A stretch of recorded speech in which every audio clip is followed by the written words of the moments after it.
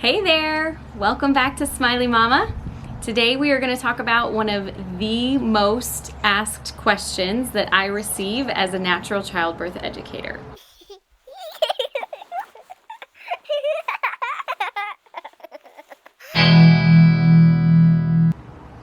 So, one of the most frequently asked questions that I get as a childbirth educator is, when do I go to my birthplace when I'm in labor? We're going to answer that for you today. One of the first things to consider when you're thinking about going into your hospital or your birth center to have your baby is how far apart your contractions are. So I like to use either the 3-1-1 or the 4-1-1 rule when we're thinking about when do I go to the hospital or birth center. So it depends on how far you are away from your birthplace. If you're within about the 20-minute drive, then I would typically go with the 3-1-1 rule.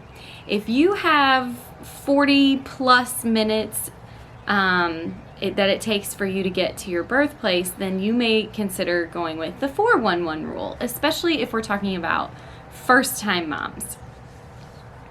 So when we say 4-1-1 or 3-1-1, what we're talking about is that your contractions are 3 to 4 minutes apart, lasting at least 1 minute for at least 1 hour duration.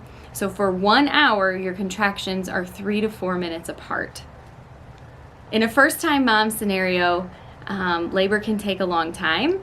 15 to 17 hours is pretty average. So we don't want to get to our birthplace too soon, because that is going to increase the likelihood of interventions. So if you can labor at home where you're comfortable, where you're not nervous, that's going to give you your best chance of having a natural birth in a hospital or a birth center, is to get there late in labor. Another thing you might want to consider is, upon arrival to your birthplace, how dilated are you? If you are less than 4 centimeters dilated, you might think about going home. Now, there's a lot of other things to consider when deciding to go home or to stay at your birthplace. If labor is really hard and mom is working really hard and making lots of noises and having a tough time, then you're probably going to want to stay. But if labor is pretty easy and you're only 2-3 centimeters dilated, it's probably a good idea to go home, take a nap, get something to eat, take a walk, and do some things to get labor to pick back up before you head back to your birthplace. Something else to take into consideration when you're trying to decide when to go to the birthplace is mom's loss of modesty. Typically, now everyone is different, but typically throughout labor, moms are going to see a progression of a loss of modesty.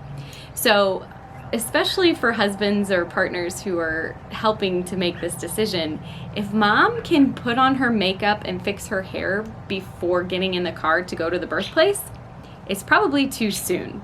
You want to wait until you have to literally put clothes onto mom in order to get her to the car to go to the birthplace. So throughout labor, we're going to see that progression. With my second baby, it's evident in the photos that we were at our birthplace a little too early, and I was making sure my robe was just right before we went and walked the halls. But by the time labor progressed, I'm sitting in front of the hallway door like spread eagle, and I could have cared less. That's a good sign that it's time to go to your birthplace. So mom likes to remove clothing. Maybe she's getting in and out of the shower or the tub. Those are all signs that labor is active, and you have a good chance that baby will be here soon, and that would be the time to go to your birthplace. It's important to keep in mind that every woman is different and every labor is different, even in the same mom. So take it all with a grain of salt, but I hope that these tips can help you make an informed decision about when it's time to go to your birthplace in labor. Thanks for joining me today, and I hope that I left you with some insight, some encouragement, or just a smile. We'll see you next time.